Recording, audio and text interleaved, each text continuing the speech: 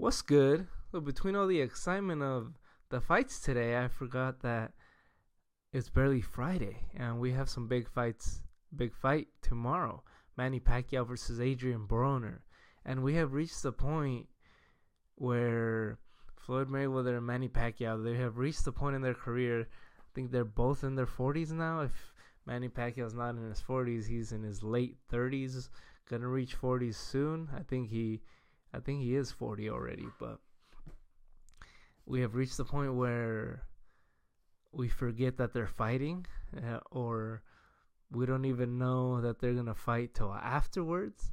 I have a few Filipinos that I know, and the last fight against Lucas Matisse, I was like, "Hey, are you excited about the Lucas Matisse fight?" And they're like, "Oh yeah, he's fighting today, isn't he?" Or they're like, "What? He's fighting today?" I would be like, "Hey, are you gonna watch the Manny Pacquiao fight?" And they'd be like, "Oh yeah, he is fighting today, huh?" They wouldn't even care. And really, nobody watched the Mayweather fight live. At least no Americans really. They just watched the replay because it was so short and how silly it was. So we have reached the point where these guys, former superstars, former king of the sports, are no longer that. They still are superstars, but they're other fighters that are bigger stars, like Canelo, like Anthony Joshua, like maybe even Deontay Wilder and Tyson Fury. When they fight, there's bigger fights that people want to see. That being said, Manny Pacquiao fights today already. It's midnight here in California, so you guys on the East Coast already probably all sleeping. I decided I was going to make a prediction video. Now, I'm making a prediction video because every time Broner fights, I automatically kind of tune out because people want to say, "Oh, he's not living up to his expectations. If he was a little more disciplined, he'd be a great fighter. He'd be one of the all-time greats." Well, this guy's already a 4-division world champion. Yes, he has more titles in more divisions than Alexis Arguello, than Henry Armstrong, and just stats like that are infuriating because of the times we live in. That's the only reason that Adrien Broner has more belts and more weight classes than those absolute legends. And of course, he was never the man in any of those weight classes. So he's crafted a very good career. I know a lot of people would, most fighters would kill for a career like Adrien Broner. So I'm not saying he's not talented, but if there's a guy that's overrated, it's Adrien Broner. I think the guy has reached the pinnacle that he could reach. A guy that probably, if he worked a little harder, if he was a little more disciplined, wouldn't go to parties, took the sport a little more seriously, he probably would have beaten Jesse Vargas. He got a draw, and he was lucky to have a draw. He probably would have beaten Paulie Malignaggi, clearly. He probably would have beaten Adrian Granados, clearly. Fighters like that. I don't think he would have beaten Mikey Garcia. I don't think he would have beaten Marcos Maidana. I don't think he would have beaten Porter, because those guys are a class above these guys that I just mentioned, the Jesse Vargas, the Granados, the Paulie Malignagis. I think that's as good as he would have ever been because of his style. I don't think he has it in him to be more active. I don't think he has it in him to pressure fighters at this weight class that could hit back and that don't just fold to his pressure, to his punches, kind of like Antonio DeMarco did. That was his best victory of his whole damn career, and that's a damn good victory. I mean, the only guy that had beaten DeMarco up to that point was Edwin Valero, so that was a damn good victory. Props to him.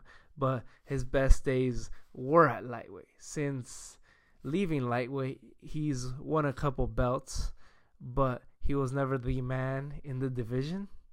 And he struggled to beat the guys. He struggled to beat Emmanuel Taylor. Yes, he scored that last round knockdown that sealed the deal, but he still struggled. So he is not the guy that he was at lightweight, where he had a significant weight advantage. So in this fight, I know there's a lot of people that want to say that they're pulling for the upset. And sure, I understand that, because some people always want to root for the American. Or maybe they just like Broner or don't like Manny Pacquiao. And either one I understand. And I understand always rooting for the American. With some fighters it's hard, kind of like Andre Ward. Even in the first fight I was like, with Kovalev, I said, I'll root for Andre Ward because he's American. Especially against a Russian, you got to root for an American. But not in the second fight, because he got robbed, and because all the things he was pulling with the retirement and all that. I'm like, I'm not rooting for this guy anymore. And Broner, no, I'm not rooting for you, buddy. He's a very good fighter, but to beat a Manny Pacquiao, no. And I know Manny struggled against Jeff Horn, but this guy had a significant high in weight advantage against Manny Pacquiao in fight night, and he's a different fighter. He uses his power and his strength.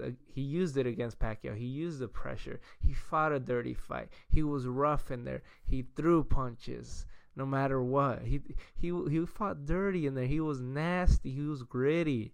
And Broner could get that, could get nasty, could get gritty, but Broner doesn't throw enough. He's not active enough. And I think that's the perfect style for Pacquiao, for his in and out style. I think Pacquiao could throw a combination, and Broner's high shoulder, his shoulder roll guard. I think this is the perfect opponent for Pacquiao at the moment for him for his offensive style, because Broner obviously isn't as good defensively as Mayweather, so he won't be as good at moving, at wrapping up. Well, I guess he could try to hold Manny Pacquiao a lot, but I think Manny Pacquiao will use his feet a lot more than he did against Mayweather, or at least in a more effective way than he did against Mayweather. So I have Manny Pacquiao winning. I don't think he'll knock him out, because Pacquiao, even though he scored a TKO against Matisse, before that he hadn't scored a TKO since Cotto in 2009. So that's about 10 years. And Broner isn't as shot as Matisse was, so he's just not that good of a fighter to be competing against Manny Pacquiao. So Manny Pacquiao should win this handily. There might be some moments where he gets caught a couple times, but he's not going to go down. He has a very, very solid chin. And unless Manny Pacquiao is completely shot, unless he has absolutely nothing in the tank, and he's old overnight, super old overnight, and he has nothing left, I think Manny Pacquiao should win this handily. I just wanted to make this for the people that always want to give Broner that second chance, the third chance, the fourth chance. Well, he was never that good. And there's no shame in just being really, really good, as Broner is. But he's not great. And he's absolutely not an all-time great like Manny Pacquiao. And he will not beat Manny Pacquiao today. Thanks, everybody, for watching. Peace.